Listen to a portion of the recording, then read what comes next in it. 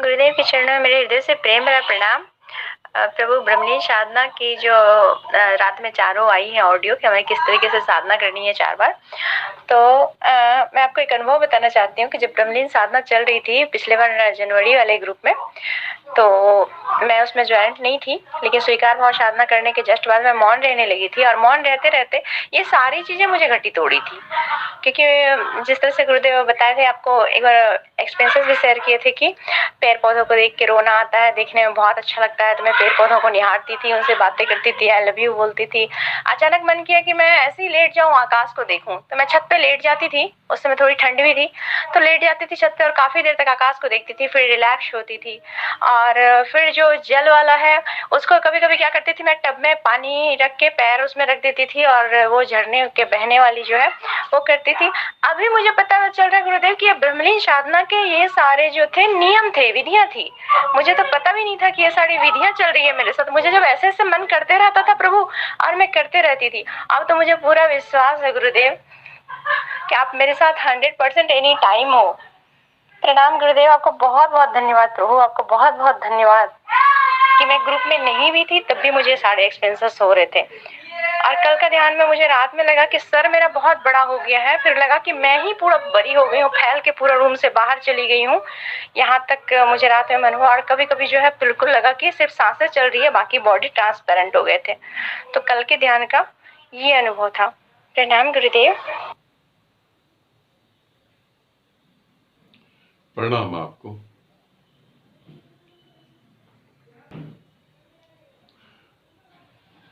जब हम लोग साधना करते हैं तो तुम ऐसा नहीं सोचना कि तुम ही मेरे साथ साधना कर रहे हो। मेरे साथ बहुत सारे सूक्ष्म शरीर साधना कर रहे हैं, तुम ही कर रहे हो ऐसा नहीं। कुछ सूक्ष्म शरीर तो ऐसे हैं जिन्हें तुम आत्मा कहते हो। कुछ आत्माएं, यहां मैं आत्मा शब्द का यूज कर रहा हूं सूक्ष्म शरीर की जगह। कुछ आत्माएं तो ऐसी हैं जिन्हें अभी पैदा ही नहीं होना, जिन्हें अगली सदी में पैदा होना है। कुछ आत्माएं तो ऐसी हैं जिन्हें अभी कुछ महीने बाद पैदा होना है। कुछ ऐसी हैं जिन्हें कुछ साल बाद पैदा होना। यहां एक बहुत बड़ा समूह है। तुम ग्रुप में जो साधना कर रहे हो इतने से सारे साधक नहीं है, यहां बहुत बड़ा समूह है। और जब मैं बोल रहा हूं, मेरा एक एक शब्द तुम सोच रहे हो, तुम सुन रहे हो। मेरा एक एक शब्द जो है संपूर्ण ब्रह्मांड सुन रहे हैं। ये पृथ्वी नहीं होगी तब भी वो शब्द बह रहे हैं, संपूर्ण ब्रह्मांड सुन रहे हैं। जब मैं साधना करा रहा हूं, जो तुम्हें साधना में घटित हो रहा है, फिर तुम ग्रुप में हो या नहीं हो तो भी वो घटित होगा, तुम मुझसे जुड़े हुए हो। बहुत सारे साधक हैं वो ग्रुप में नहीं है फिर भी उनको घटित हो रहा है। मेरे रिश्तेदारों को घटित हो रहा है, वो मेरे रिश्तेदार मेरे ग्रुप में नहीं है, उनको घटित हो रहा है। मेरे दोस्तों को घटित हो रहा है। मेरे आसपास बहुत सारे लोग हैं, उनको घटित हो रहा है। और जैसे मैंने बताया, बहुत सारी आत्माएं हैं, उनको घटित हो रहा है। जो आज से पहले मुझसे जुड़ी थी, जिन्होंने अभी शरीर नहीं लिया, उनको भी घटित हो रहा है। मगर सौभाग्य और दुर्भाग्य यहां बदल जाता है। जो लोग ग्रुप में हैं, क्योंकि जो लोग ग्रुप में हैं पहला समय तो मैं उनको ही दूंगा। तुम ग्रुप में हो इसलिए तुम पूछ सकते हो, मैं तुम्हें बता सकता हूं, सारी बातों को क्लियर कर रहा हूं। जो ग्रुप में नहीं है उनको घटित होते हुए भी वो उसको नहीं समझ पा रहे, ये उनका दुर्भाग्य। वो भटक रहे हैं। और ग्रुप में होने के बाद भी कुछ और भी साधक हैं, वो भी भटक ही रहे हैं। वो मुझसे जुड़े हुए हैं, अब उनकी दुविधा, वो पहले किसी और गुरु से जुड़े हुए, अब उस गुरु को वो छोड़ नहीं पा रहे।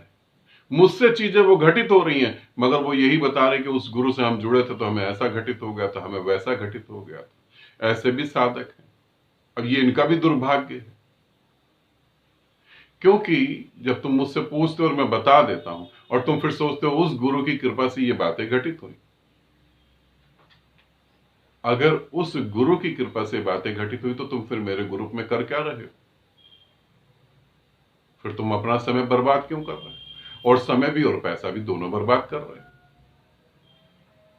नहीं, ये सौभाग्य है कि तुम ग्रुप में भी हो और तुम मेरे प्रेम में भी हो।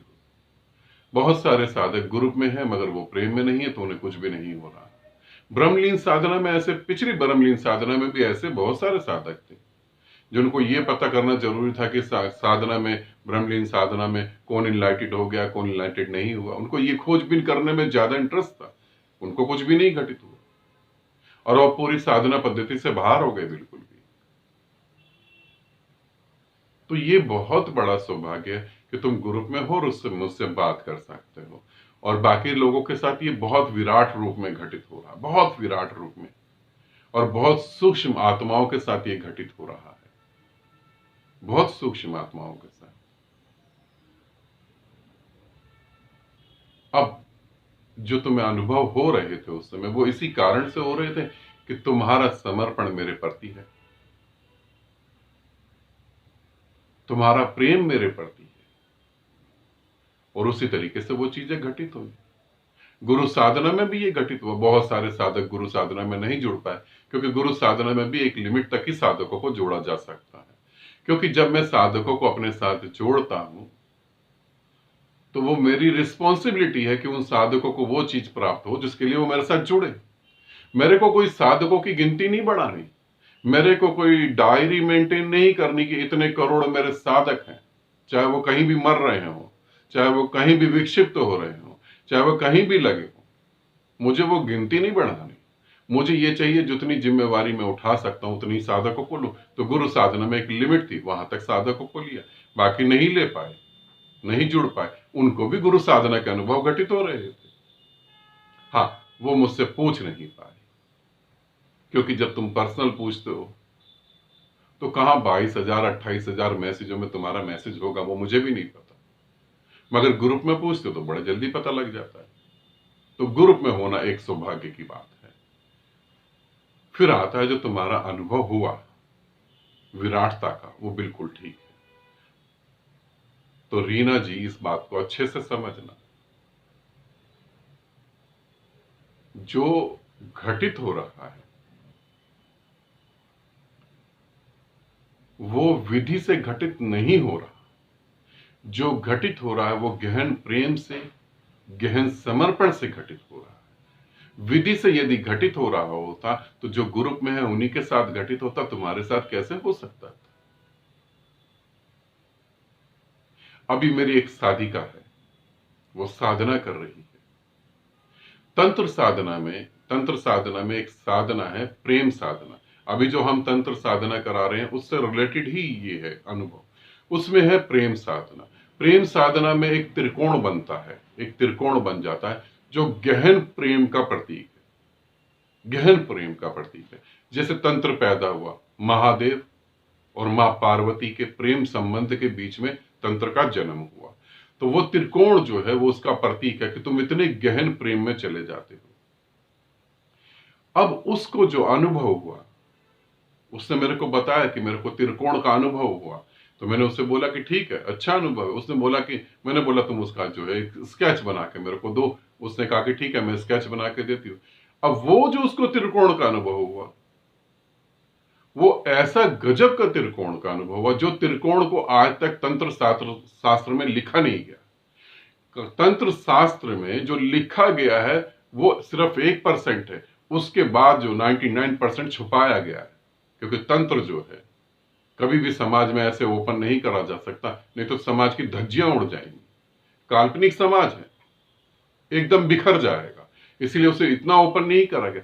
तो 1% तंत्र में जो विधियां बताई, जो लिखा गया वो अलग है। मगर उस साधिका को जो घटा, और उस साधिका को वो मेरे गहरे प्रेम के कारण घटा, वो मेरे गहरे प्रेम में उतरी, और इतने गहरे प्रेम में कि उसे एक अलग ही त्रिकोण घटा, जो त्रिकोण का पृथ्वी पे कहीं कोई जिक्र ही नहीं, जिसे गुरु और शिष्य के बीच में ही बांधा जा सकता, बताया जा सकता।